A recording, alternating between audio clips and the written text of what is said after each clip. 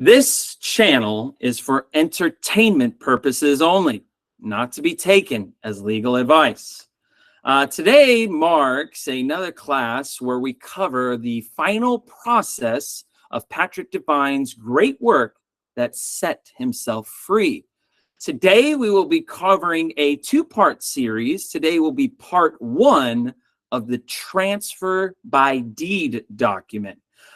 This information has not been covered in over 8 years. It is important to note that while I am your guide in this course, I am not the originator of this information. The insights we will explore have been brought to light by many great gurus, including Patrick Devine. His tireless research and dedication led him to uncover a remedy for freeing oneself from the monetary system. After 9 years and over 5,560 documents, essays, and submissions to various governmental entities, Patrick Devine discovered the key to liberation in 2016. Then he disappeared and said, "Now it's up to you to set yourselves free." This live course with 100 students will cover the final process of Patrick Devine's great works, as well as information from others who helped him along the way. Let's begin. Okay, so exciting time. I'm really excited to share the transfer by deed because it's very powerful for Patrick Devine's final process. Before we get into that, I will quickly skim over Creditor Academy and just a couple, not too much of updates, but really I want to home in the vision for all of you that are just finding our channel or have been with us for some time. I had the privilege to have a consultation recently with a kindergarten teacher. I got her permission to kind of share this story, but she was coming into this truth movement kind of for the first time. Her sister told her about it, and she was exclaiming to me, "Paul Michael, I know child development. I got my bachelor's degree. And I really am passionate about children and being able to give back to children. However, it seems like this movement is very foreign to me. And it's a lot of legal jargon, dictionary terms, legal case law, and all of that. And it's hard for me to get my mind around how I can even have a chance in learning all this information in a very quick time." And I think a lot of us feel that way. I know when I first came into this movement, my background was healthcare. Healthcare, you know, it has legal jargon to it, especially when it came to the licensing part of it and being familiar with the different terms for the licensure. And in addition with that, there was a legal aspect to it for the licensing process. However, it really did not, it was such a struggle for me to jump from a healthcare background into now a constitutional legal mindset. And that's what's difficult for a lot of us, especially when I first was looking at my first gurus. I remember my first guru that I followed his channel for quite some time. And I remember I was sitting down and had a consultation with him. And I said, "How long have you been doing this?" And he's just like, "I've been doing this for 16 years.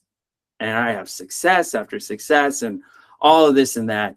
And I just said, "What's it going to take for me to have the knowledge that you have?" The answer was as unsurprising as it was disappointing, which is, "Paul Michael, my background wasn't originally in this either. You're healthcare," and then he said his profession prior, but it's going to take you quite some time. I mean, it took me 16 years to get this knowledge, and you have to just keep at it. And that was very disappointing, but also understandable because it does take time to learn this process. Not only process, but just to get your head in the mind frame of legal jargon. So then my next question was, well, where can I start? Where should I go to compound the information so I can really get a grasp of what I'm doing? And so that's when the recommendation of book after book after book after YouTube channel, video after video after video, really started to take on. I remember my first week, I had went on Amazon and bought 16 books, from these different, resources. And I was just like, okay, if anybody's going to figure it out, I love figuring things out. I'm going to sit down and sit with this. And I had to go through dictionaries. I bought, the Black's Law one, and I got another Bouvier's online and all that. And I was really filling my head with as much legal jargon as I possibly could. Over the course of almost 1.5 to 2 years, I've been working on my private processes during this time. And up until that point, I was working on a big nut to crack that I was 8 months into the making. Before I finally got my first remedy. It was extremely frustrating. It was a lot. And the difficulty is that trying to learn all this information while you're not familiar with it is kind of an uphill battle, depending on all of our also day-to-day responsibilities. I had a 9-to-5 job still. I had family obligations that I wanted to tend to. Plus, I was trying to have a personal life, and fitting that study time period was difficult as well to fit in. So now I have a kindergarten teacher in front of me. With all of this I have played in the back of my mind, how does one even begin to encourage somebody knowing that that's your experience on a path to way forward that can nurture them to give them confidence? That has been the big question for me when I was, for a long time before I came onto this YouTube channel and really started networking with others. It's really just unfair. It's unfair because we come into a world where we're not taught this as a kid. And even when you graduate from high school or college, you're just like, wow, I still don't even know how to do my own taxes. And I've been in school for 16, 19 years. No one taught me. I'm still going to H&R Block, right? So it is unfair, and life is unfair in that way. But just because life is unfair doesn't mean that we can't think of a strategy in order to overcome what our obstacles are. And that's where my vision was born. I said, if I can't outsmart or increase my knowledge high enough to the level to where I want to be, I can strategize smarter than the other gurus. And if I come up with a strategy that can propel me to their level in a short period of time, then I'll take over the industry. And that vision is what started Creditor Academy. You never want to start a company or an organization without first having a mission and a vision. And in my mission and vision, I knew I needed two things. One, not only a mission and vision, but I also needed my principles, my leadership principles. I've spoken about the leadership principles many of times on here. I utilize the Amazon leadership principles that made Jeff Bezos so successful. It keeps order and structure to every organization. So with my leadership principles with me and my vision, that's what gave birth to what we're at Creditor Academy. And I said, if I can't be smart enough and I can't outstudy even the best gurus because of their knowledge, then I will hire and develop the best. And I will bring a team around me that is so organized and so intellectual that myself, I can't overcome, but a group of 10 to 15 counsel attorneys will be able to overcome anything. And that's where the birth of Creditor Academy really came from. My background professionally is dealing with international recruiting and staffing. My motivation to work with international people really came about after I got over my bias of them. My bias originally was these people are international. They don't know anything about American laws. I'm going to bring in these international attorneys to go ahead and do licensing for healthcare facilities like long-term care centers, assisted nursing facilities, and home health agencies? I don't think so. How could they even possibly be able to do something when they don't even live in America? And lo and behold, it was not so much their knowledge about the subject matter of the American laws, but what they were taught in school and with their legal mind that gave them the ability to overcome anything. They are excellent at three things specifically. Number one is research. Everything is research. What we're doing in this truth movement is research. Hey, I don't know anything about it. I'm a kindergartner teacher. I'm brand new. So what do I got to do? I got to research. I got to read, right? That's where we're all at. Same thing with the attorneys. But when an attorney researches, when they already have the legal mindset, I mean, they're a wrecking ball. They can accomplish anything, and they're way more effective than we could be. Number two is contracts. Contracts is everything about what we're doing with establishing a UCC contract trust, which is everybody's starting point, the kind of the SPC process that we're doing. But now that when we get to step two, which is going into negotiable instruments, bills of exchange, contract law, all of that, I mean, that's what we're doing for the rest of our lives. We're writing our own contracts. And as the kindergartner said, Paul Michael, I'm pulling out all these templates of contracts that I'm trying to utilize for my different processes. And you know what it looks like to me? And I said, what does it look like? And she says, it looks like an attorney wrote these. And I'm hoping that whatever attorney that originally wrote these documents wrote it well enough so then I could just put my name on it and submit it.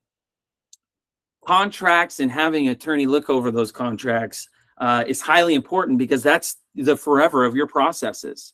You know, it's not about credits and FRNs. It's about what you're contracting. Number three is policy and procedure.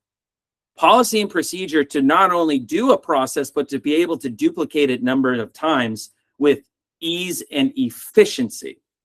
And also coming up with a strategy and a plan to adjust based off of what your anticipated responses will be. It's not so much the knowledge. It's more the strategy. If you can see the vision by which I'm painting for a kindergartner teacher, for her in a short amount of time to be smarter than any guru on the market, just because she planned better, you're in the right place. And this is why I say stick with us. Because anybody you go to, any guru that you're following, they're just going to show you another process. There are hundreds of them. They're unlimited.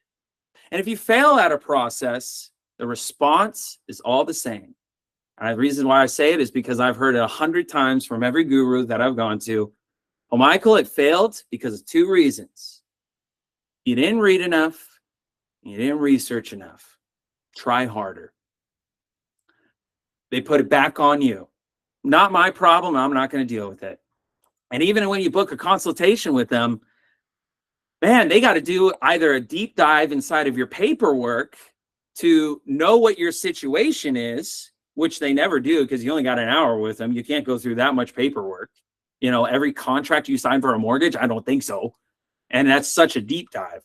So then the second side is, hey, just talk generally enough about the process, and then you go apply it and try really hard to figure it out. So having your own legal staff and attorneys really complements that. So now when you go have an attorney, they work full time for you, 160 hours a month.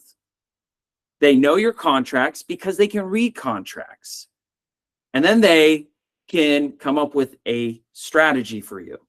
Now you just made my job a lot easier as an advisor, which is really all I am. I'm more like a consultant. But as a consultant, I can now lead your attorney in the right direction. Hey, read this document. Look at these templates. Look at their contracts. Understand this about the process. Here's the laws that you need to know in order to do this process. And the attorney, like with the Superman mind, will be able to see all of it and pick it up really fast. So now that kindergartner teacher can go do what she's really good at. That's really is what's helping the world.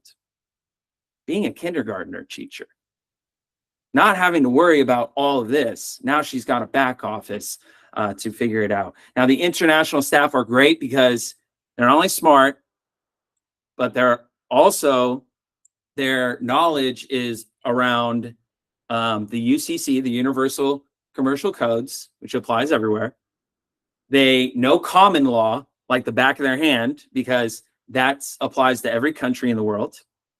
And they have different specialties like constitutional attorneys and whatnot. So if you get someone with a certain specialty and they come into the space, they're able to pick it up quickly.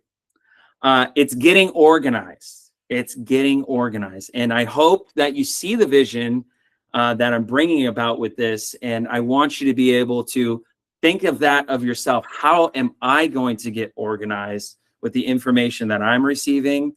And how do I put this together? And we have a lot of great resources for that. And you know what? We're kind of we're organizing more and more all the time. But if you'd like to speak with me and book a consultation, you can email paulmichael@creditoracademy.com. And, you know, I'm a business consultant first, but I understand where you're all coming from. But that's the vision. That's the vision. And I'm going to try to repeat it as many times as I can. I'm not here to teach you another process. Honestly, you should never do processes for the rest of your life. If you really want to be organized, have that standard for yourself. Never do a process and just get a job, work 9 to 5 every freaking day, get your paycheck, ask for a raise, you know, normal stuff, and then take after you spend your money on your family and the roof over your head, whatever you have extra, spend it on your international staff. That'll do stuff for you. So yeah, that's what I recommend. That's what I recommend. Okay, so without further ado, I'm done talking for the almost remainder of this. This is part 1 of the transfer by deed. I'm going to share my screen and I will let my presenter take over from here.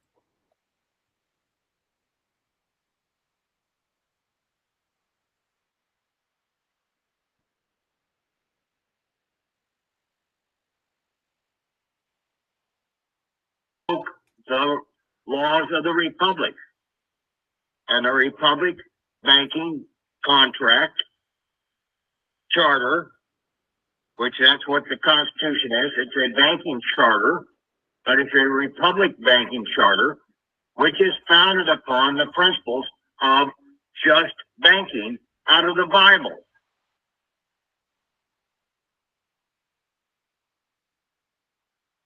So that's the higher law when you invoke the higher law. You're going to the biblical law in the process also, because the Constitution was founded upon the biblical laws of just exchangement.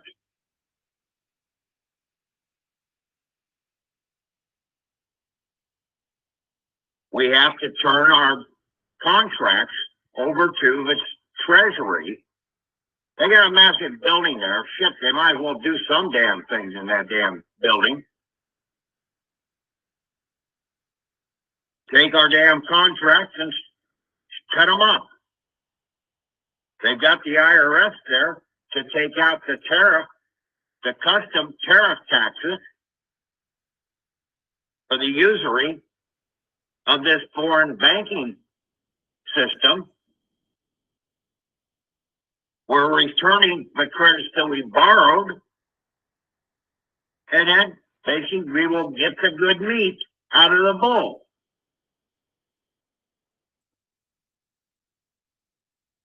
Pretty simple. All right in the Bible. We have to invoke the laws of the Republic. We have to make and do a transfer deed, putting the onus upon the Secretary of the Treasury or his authorized processing agents to basically adjudicate or process these contracts. On the SF-30, you mark no. Or does the contractor need to authorize this?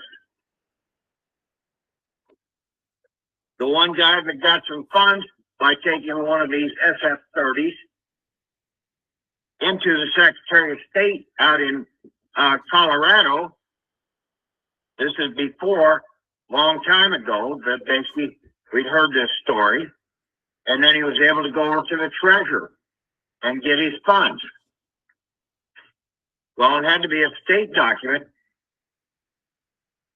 that he was doing, and he got the Secretary of State to sign off as the contractor on that SF-30.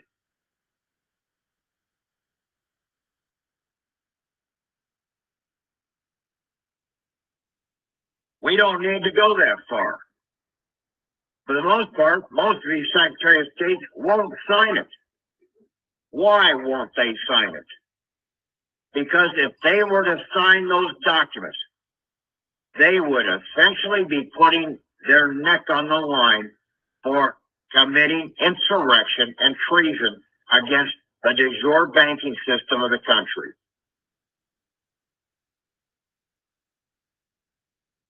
So do you think they're going to sign it? I don't think so. Do we need to have them sign it? No. The document, SF-30, allows for that.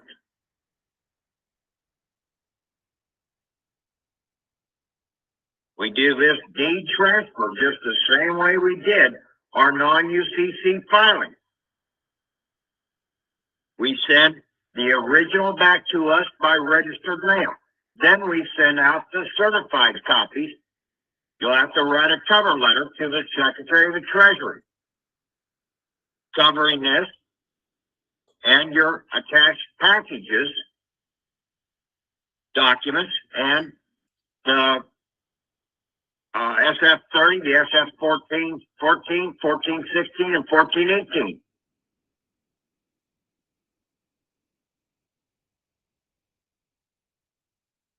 We don't need to go to the sheriff because basically they've all got DUNS numbers. The county attorney and basically all those guys have DUNS numbers. They're dunces. Dummies. Let's go to the real thing that's out here, not the dunces.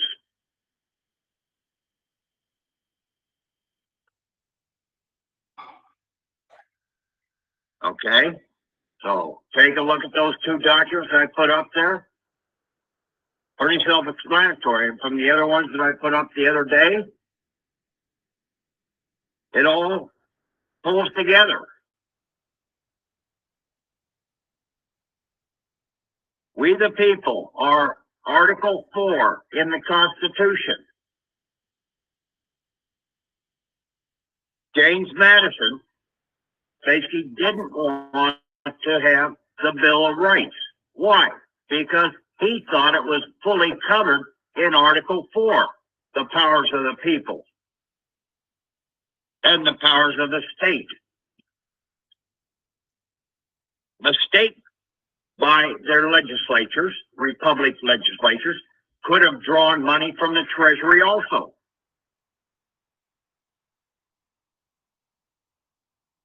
Because it was a function of the people that was really doing the drawing of the funds from the Treasury.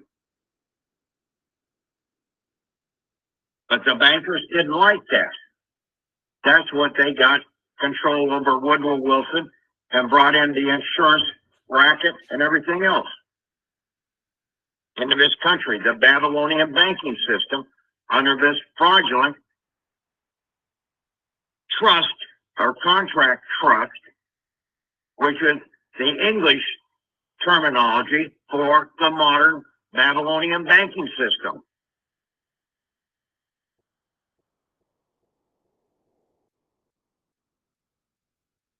Trust is not a good word.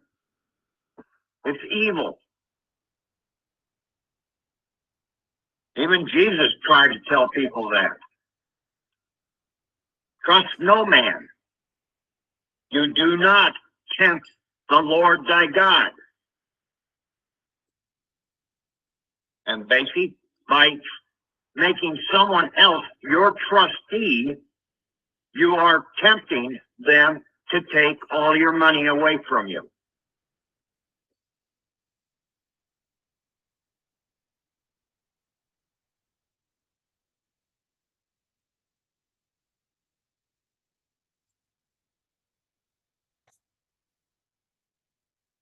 Anybody have any questions?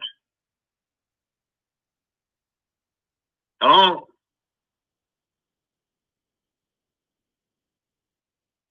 Hello? Okay, unmute people, Tom, and basically if they got questions now, let them go ahead and ask them. There should be some people that basically might have had some results going in the courts or basically with utility bills or whatever going in and doing the SF-30s and setting these things off.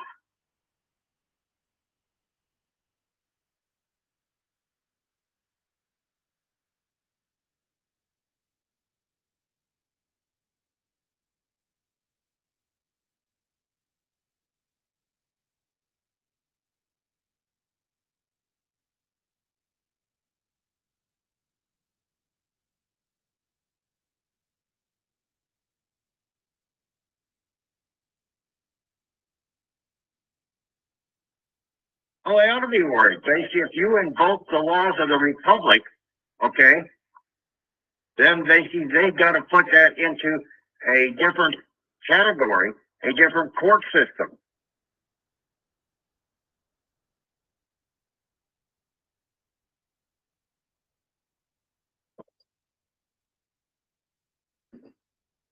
Right.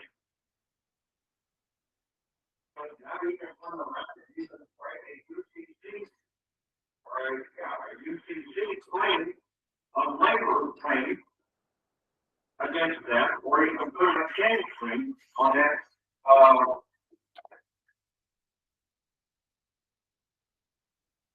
You got the money. You have the power. The problem is you don't know you've got the power, and you don't know how to operate with the powers that you have. Because you've been deceived so damn much, thinking that the banks loan money.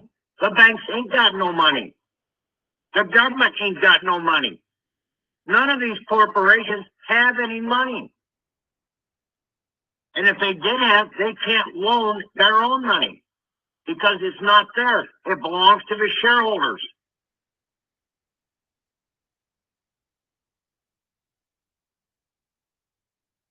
Only we, the people, have the power to give credit per Article 4, Section 1. We give the full faith and credit to anything that goes on in this country. But they have tricked us into giving those full faith and credit as they draw against the Treasury for their beneficial usage.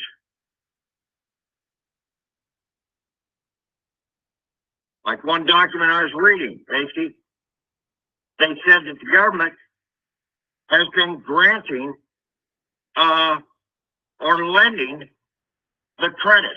The Congress can't lend credit. Only the people can.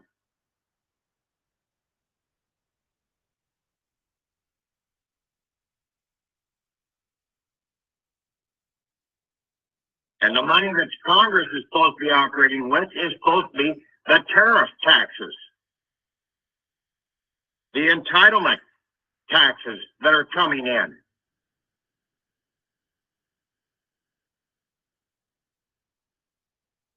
But there again, they can't lawfully They could borrow against the entitlement credits that are coming in until the tariff taxes come back in to set off those charges or those loans.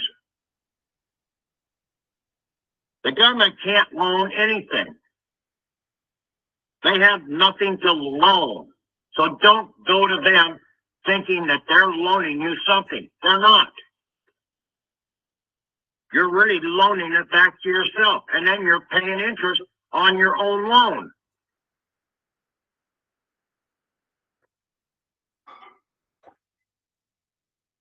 That's the fraud game that they're playing.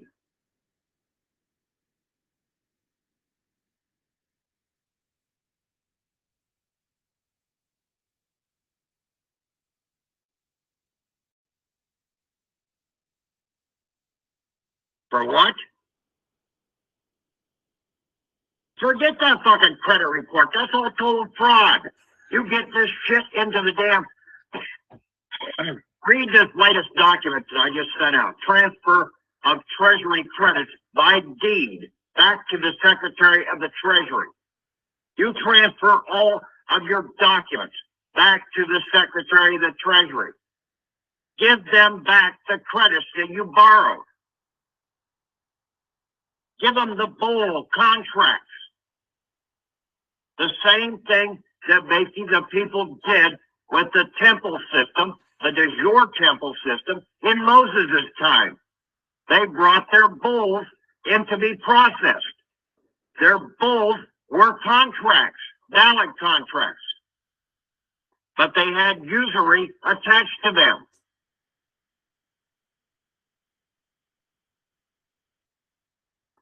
They will then come in and claim the credits back that are due to the Treasury. They will process and dissect the contract to take out the tariff tax, the custom tariff taxes, which was passed in 1913, away from the foreign contracts that we have here, these performance and payment bonds. Primarily, they're taking it from the performance bond, and then they will give you back all the residue, the entitlement credits and your labor credits back to you. Just like what the document that I posted up there says.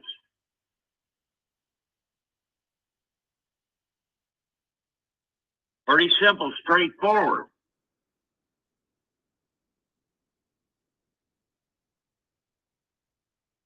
But I had to put up the DUNS number document there to show the 3 6s. To show and prove that this is still the Babylonian banking system. You got 3 9s standing above the ground. Well, what do you have when they go underground? They're 3 6s.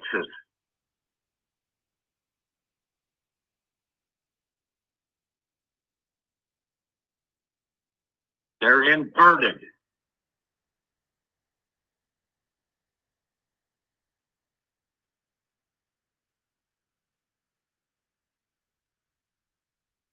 Nobody else has done any court cases or anything like that? Utility bills?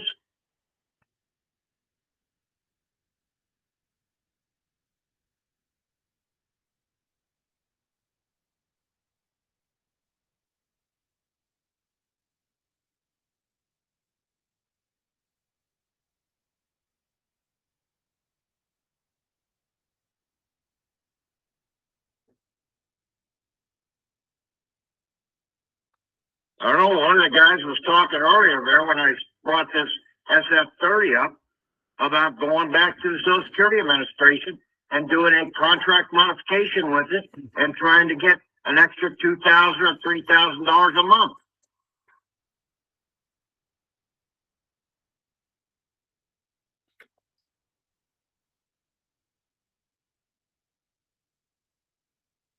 No, it's too fucking late now. Now you ought to go and terminate every fucking thing.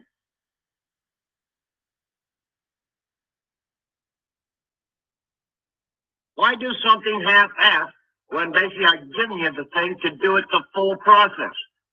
I thought it was to go to the sheriff and surrender our fugitives. Basically, but then when I found out that basically the sheriff's office, all these other places, they all have DUNS numbers. They're dunces. You've got to go to the de jure treasury of the republic. The one that is identified in the damn statutes at large. And I gave you the reference to the statutes at large. Showing right there that when we were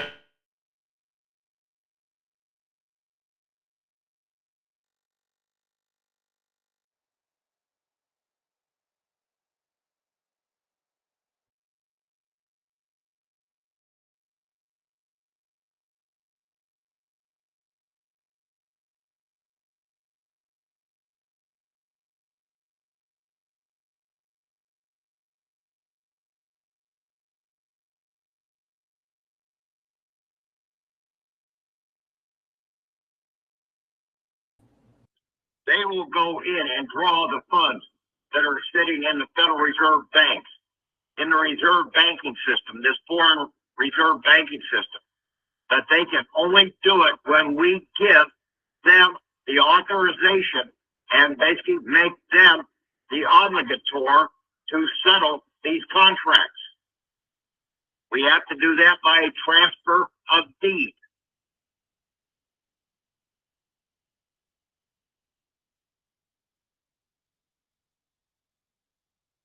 Go in and read the definition about transfer of deed. And then the letter that you're going to send into the Secretary of Treasury is going to be a letter of contract. You're contracting him to do this. So he's now under contract to you.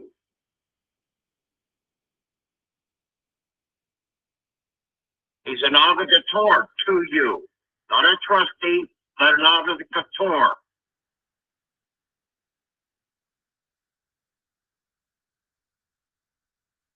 He has a public servant obligation to you under a letter of contract.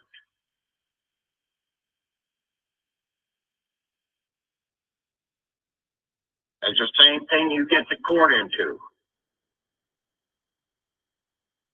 And basically, you get rid of any of these female judges out of there.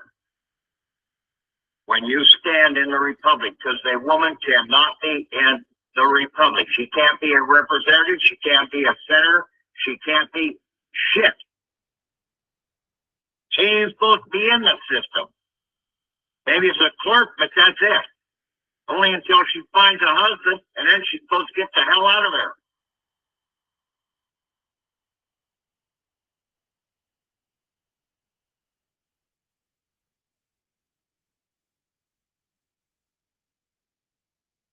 The Jezebels of the world have screwed up mankind more than anything else out here. The vanity and the pride and the arrogance. The Beatitudes that are listed in the Bible.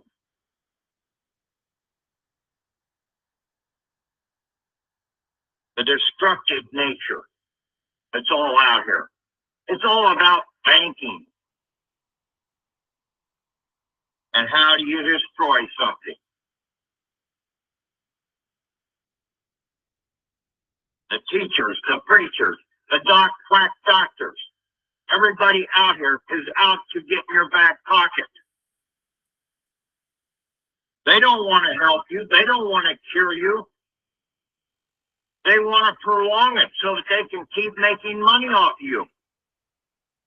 Keep you fighting something that is totally asinine.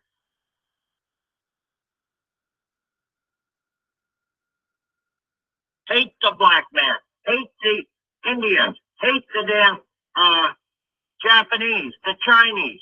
Hate, hate, hate. That's their name of the game. And then the warmongers can increase their profits by creating more and more weaponry to prolong the hate. By the time we get around to loving thyself and loving thy neighbor.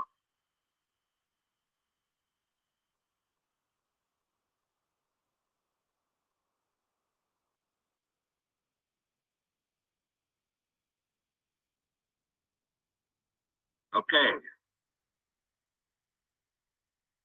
Questions I'll try and hold down here. Got anything? Ask it.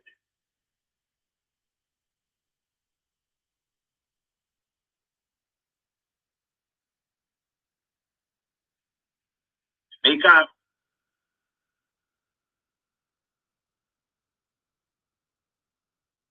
You get yourself straightened out first. You start loving yourself first.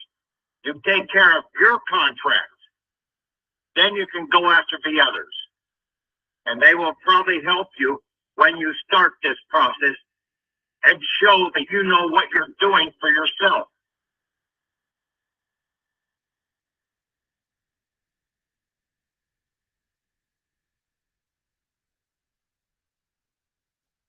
Haven't even done one yet, and now you're wanting to try and do everybody else's part.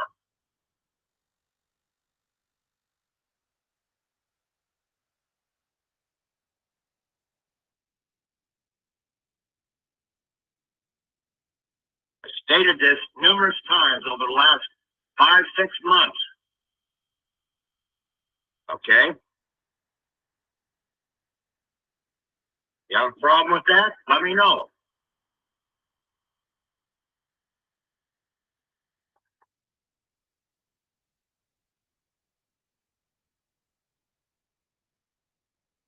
You get yours turned back, your certificate of life birth, your Social Security account, your DD-214, your driver's license, your voter registration card, your bank accounts. You're going to turn quite a bit of credits back. You get that taken care of, then they will help you probably with the rest of them.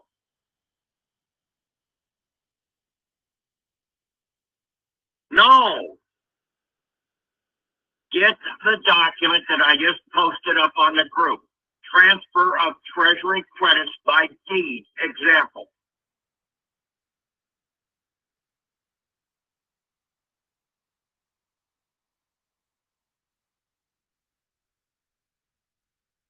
Speak up.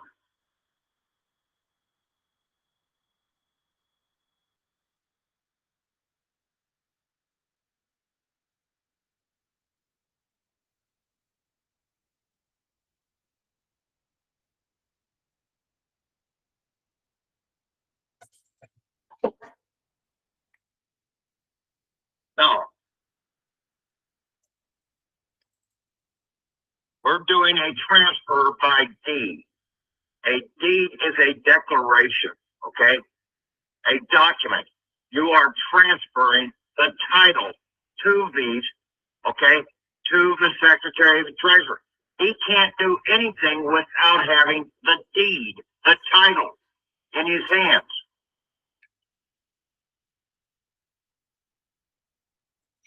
Okay? You've got to read, like, if you're going to look up anything in the dictionary, you've got to look at more places than one. And in some cases, then you've got to be able to read between the lines of what some of these dictionaries are really saying in the word usage. You've got to put them into the proper connotation. Because the deceivers are going to continue to deceive you and try and throw you off. We've combated the trust, the word trust, for almost 10 years now. And I knew that there was something totally wrong with using the word trust.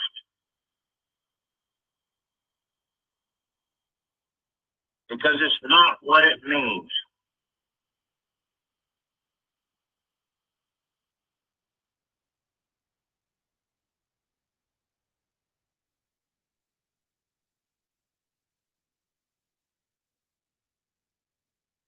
Anybody else?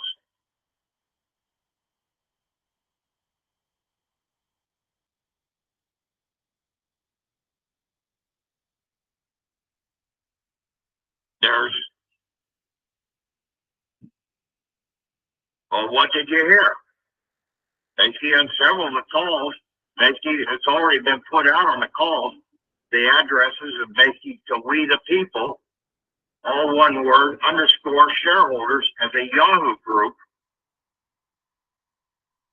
Okay, and then the other one is econcurrent.com/divine.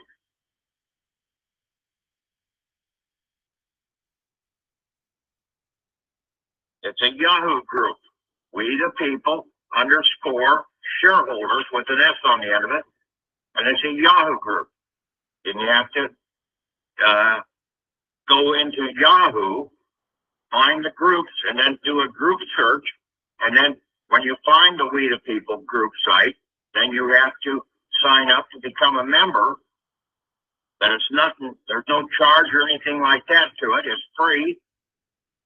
And then all you have to do is establish an email address and how you want to receive your email documents. Because every time you post a document up there, an email is being sent out to inform you that there's a new document that has been posted. So you could either get it on a daily basis, a weekly basis, or not at all.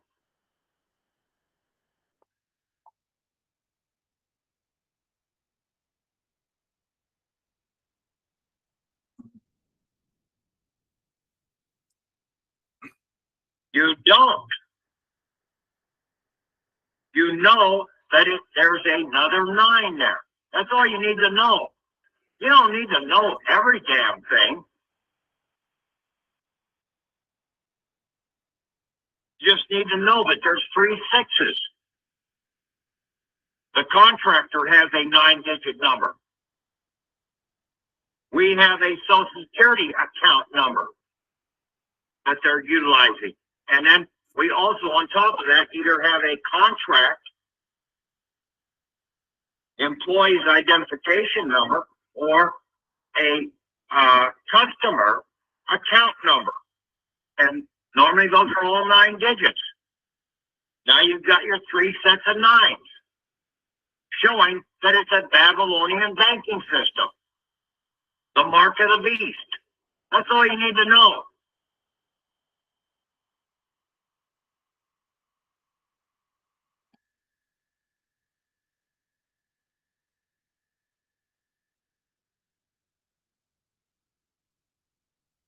Yeah, well, when you read the documents, the DUN number,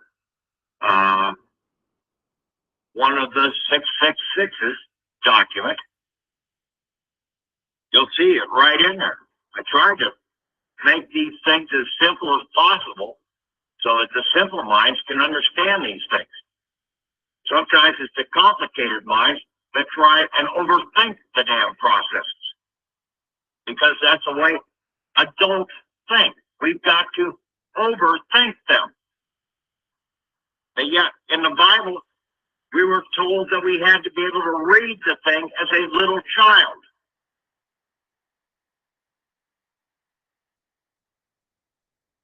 But see, the public education has screwed with everybody's mind under MK Ultra to basically get you into a different mindset, totally out of sync.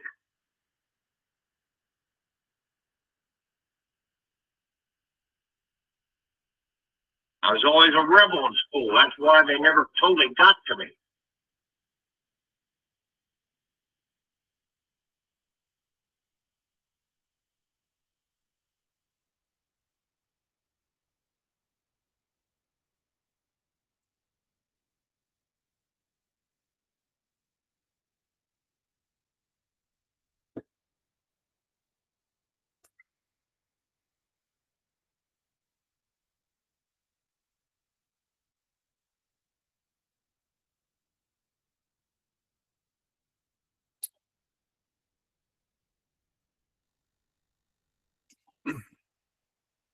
That was the end of the transfer by deed recording.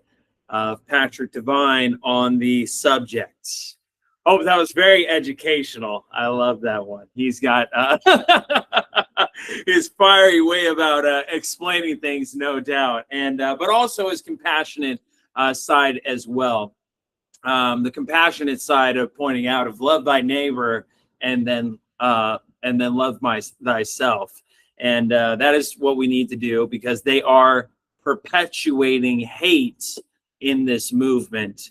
On the high level, as he was just explaining there with the transfer by deed, we are putting that deed, doing the transfer is bringing our credits into the de jure, into the public banking system. And as he said, that when it comes to trusts, that there ain't no trust out here. What was he talking about? Well, you do not tempt thy adversary, or you do not tempt, was in reference to the trustee. When it comes to the birth certificate, on how we got into the mess that we're in, you always have to go back to the original source of this issue, which is mama, the government, and you. You see, when you tempt by giving your fate into somebody else's hands, they'll, as Patrick said, they'll take everything from you. That Sister KV trust that was made on your behalf was set up in the following structure. The grantor or the creator was mama. The beneficiary is you, the child. But the trustee, the one that looks over you, your assets of unlimited credits, and wants to take care of you through different agencies, is the trustee. They're supposed to look out for your best interest on your behalf. And unfortunately, the trustee is the government. And then the father that's listed on the Sister KV trust, not listed as a grantor, not listed as a trustee, nor is he listed as a beneficiary. He's listed as a witness. A witness. He is not part of the trust.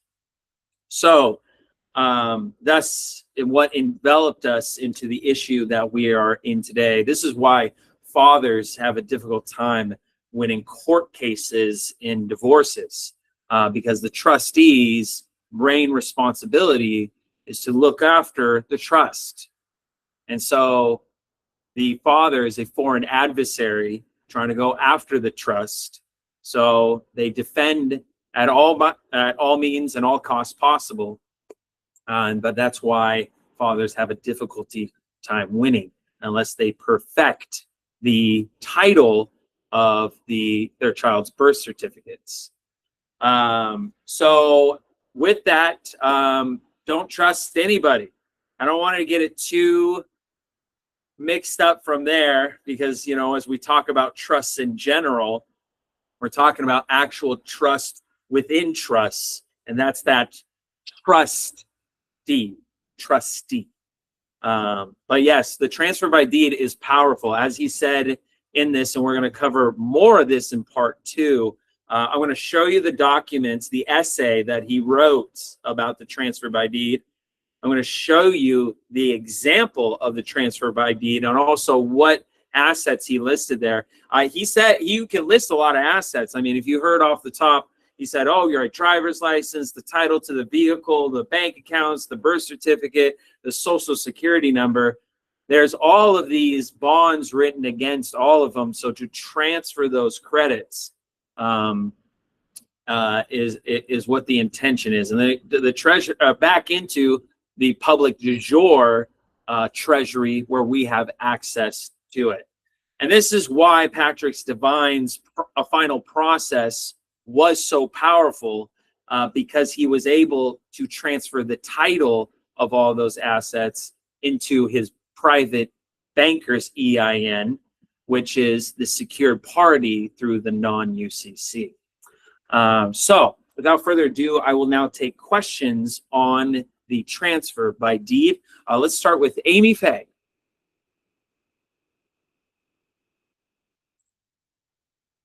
Amy? I'm here. Okay.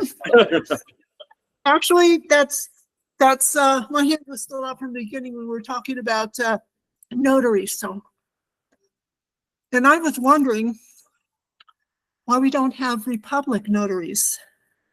You don't need one. So the regular notary public would be for whatever jurisdiction. Well, I mean, Right. they're just your public notaries. They're there to witness on the behalf of the government that, A, you are who you said you are when you presented yourself in the documentation that you needed notarized. So Right.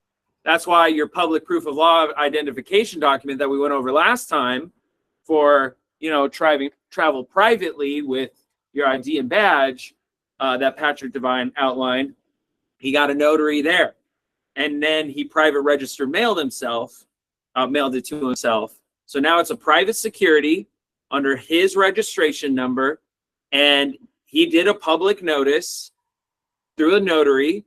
And then he just went to the county recorder's office, sent it to the Treasury Department, the State Department, and said, hey, this is how I'm identifying myself. And this is, like he said in the transfer by deed document at the very beginning, I don't know if any of you caught that, he invoked the laws of the Republic, and then he went and did his transfer by deed.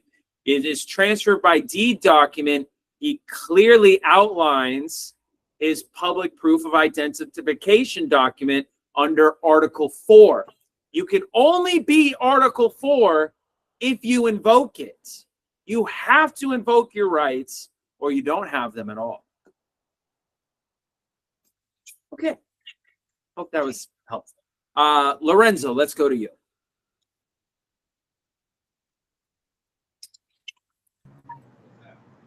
Lorenzo!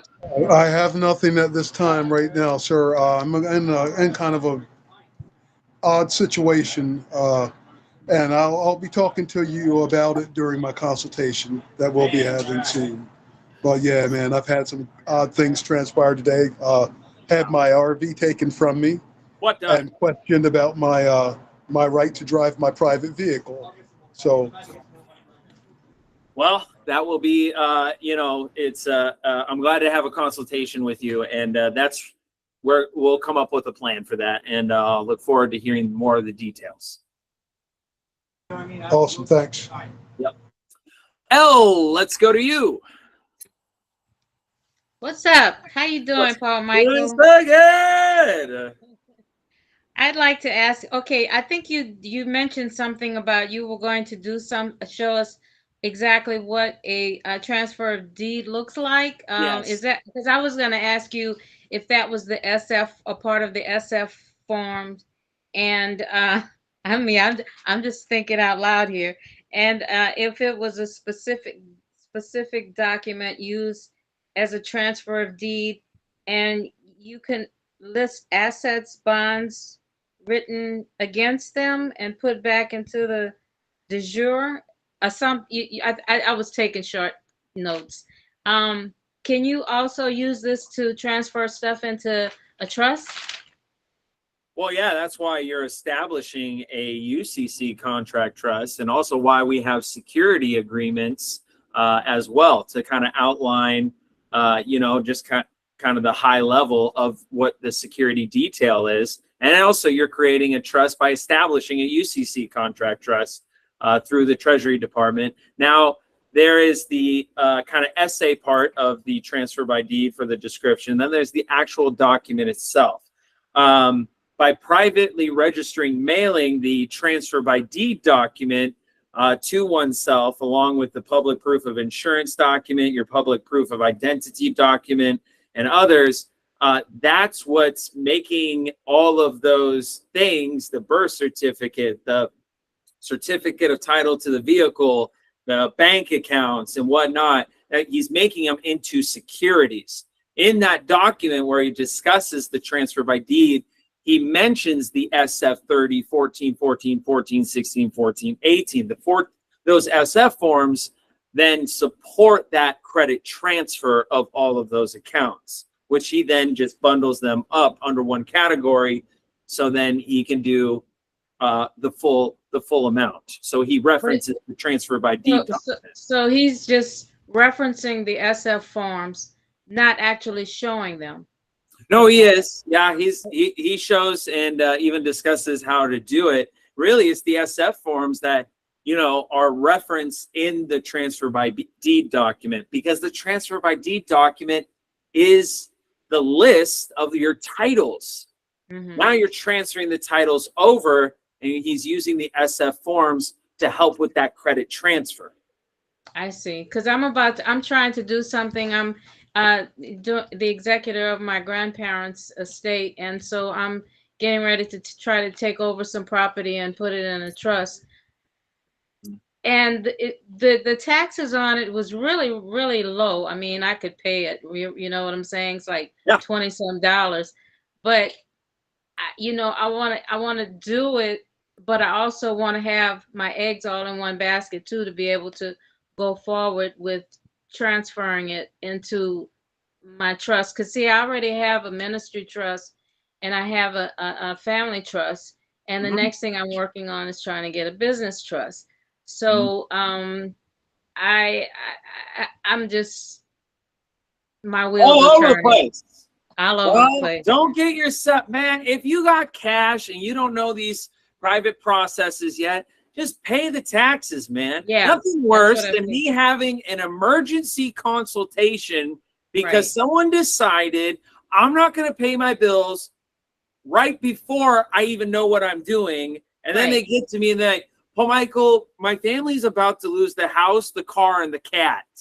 So I need you to get on the same panic level as me and fix all my issues." Like, well, see, I just found out about it last week. This was supposed to have been done in May, as far as the taxes.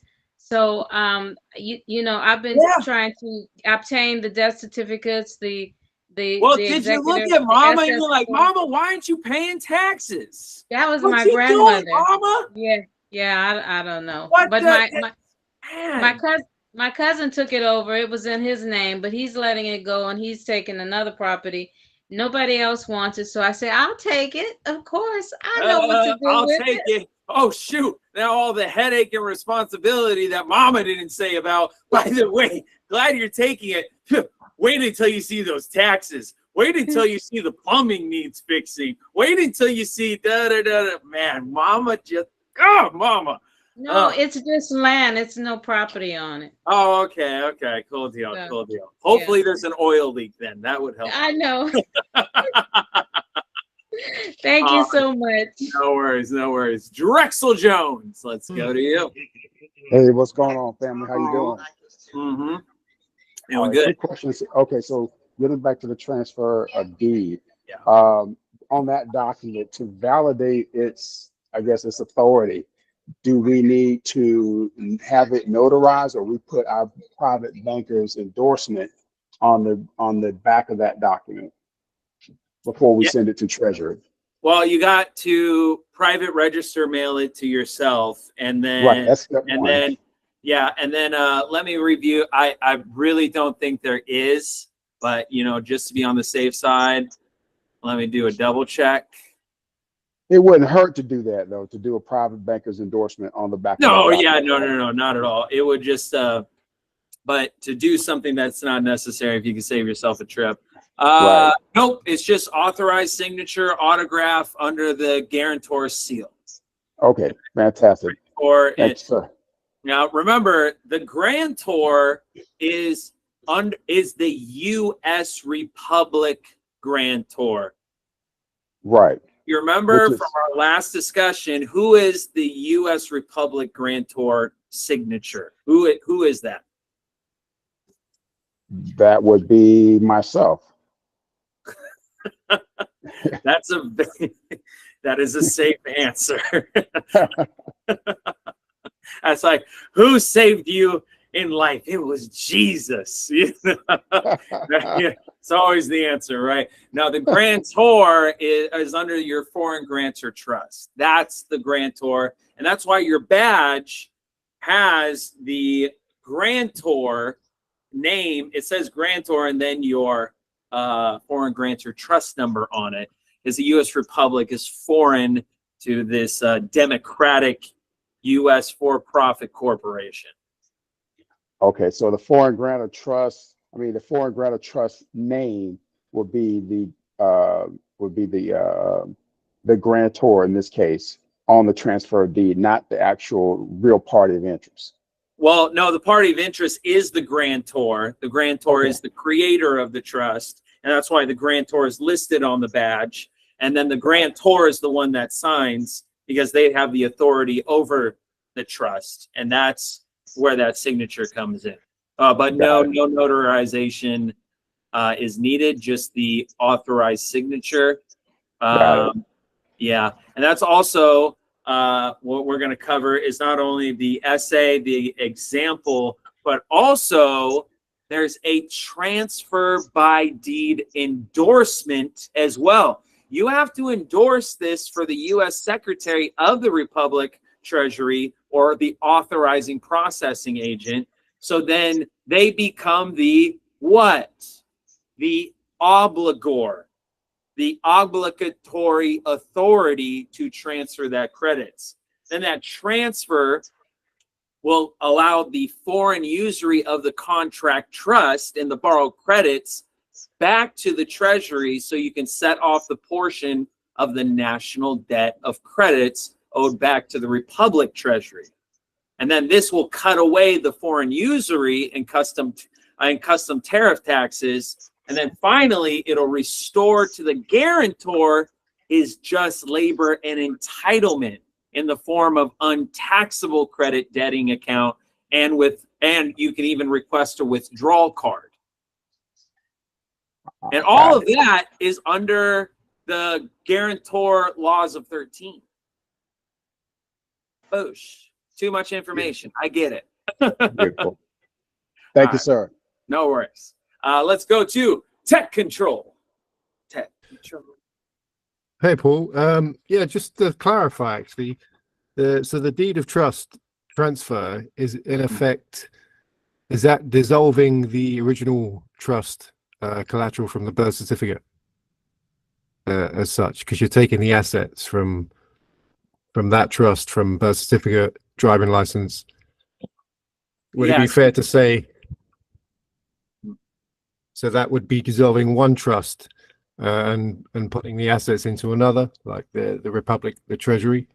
There's no transfer actually happening. I know it's kind of like, oh, transfer by deed. You know, it's just transfer title, basically. Okay. Yeah, there's no movement of credits, because credits are imaginary, just like Federal Reserve notes are imaginary, because they can be unlimitedly printed.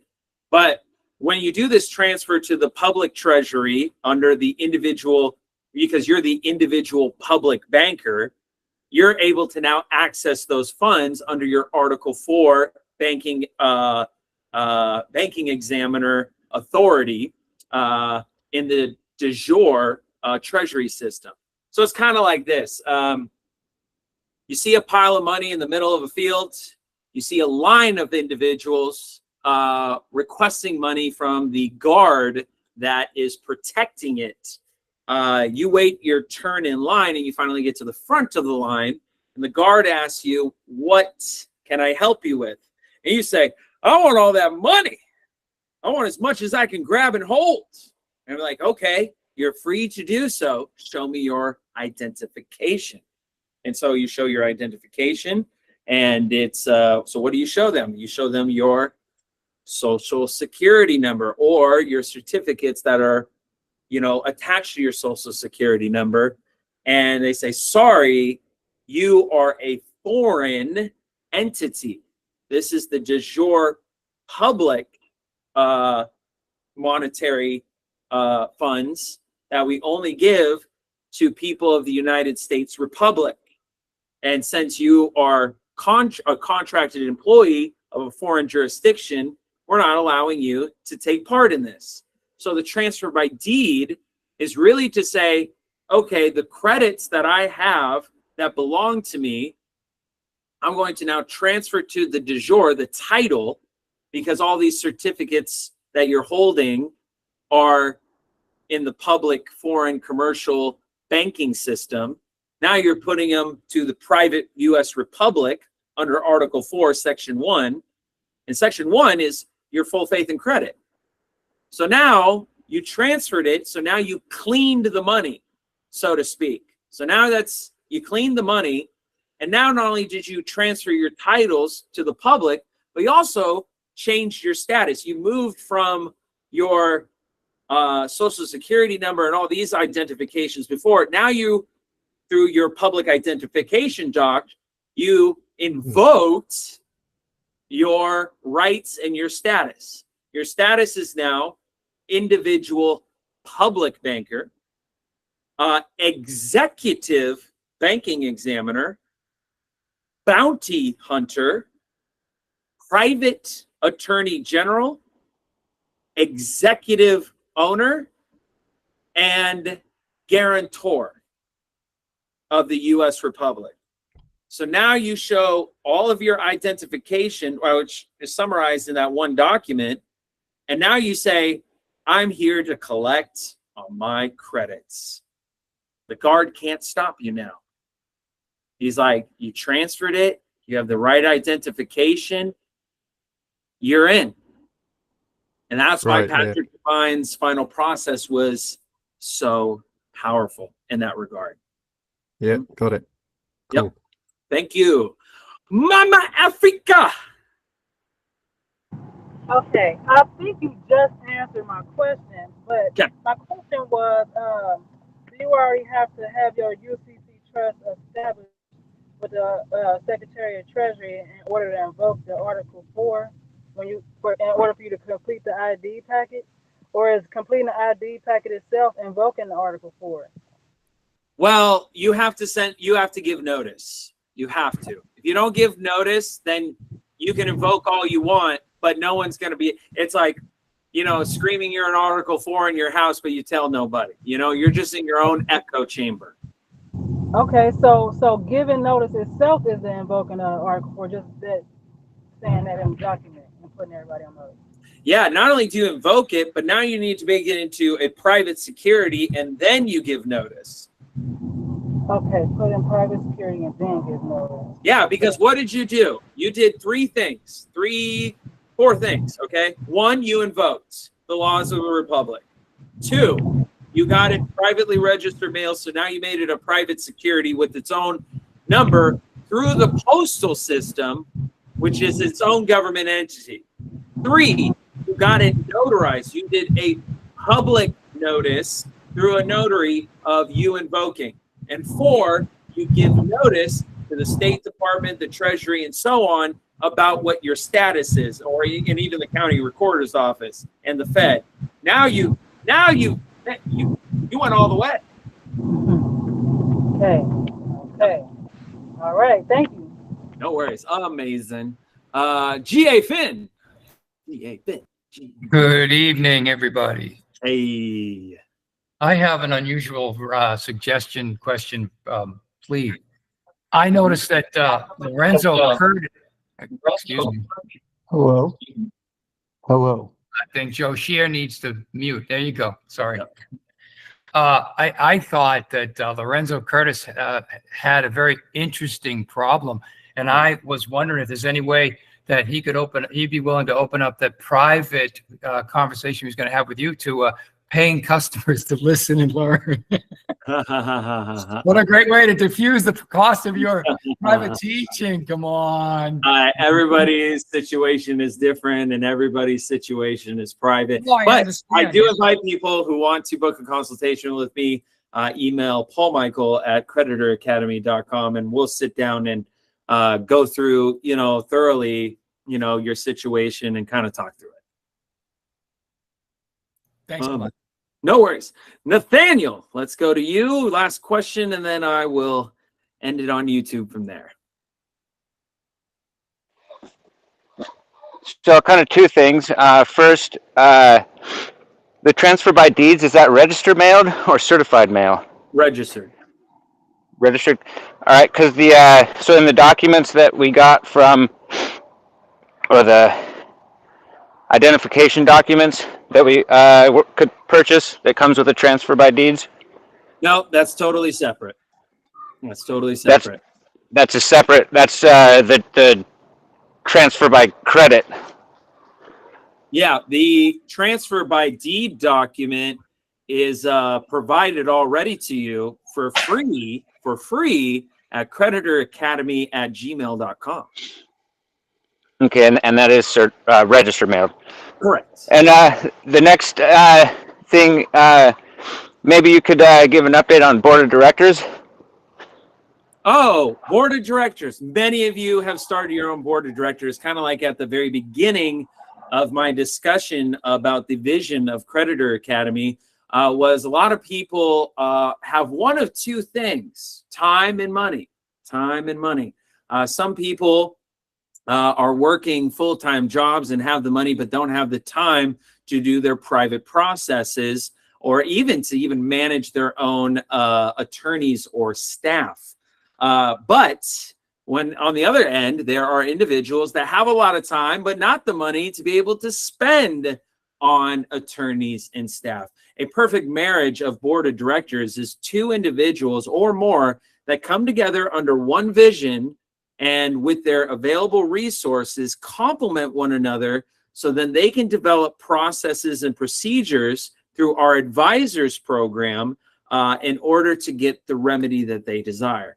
This is purely networking. Every single time that I start a new organization or company, I am looking for board of directors. I have my board of directors already set, but it takes some hunting, and there are 100 of you in every single one of my live classes and hundreds more that watch us on YouTube.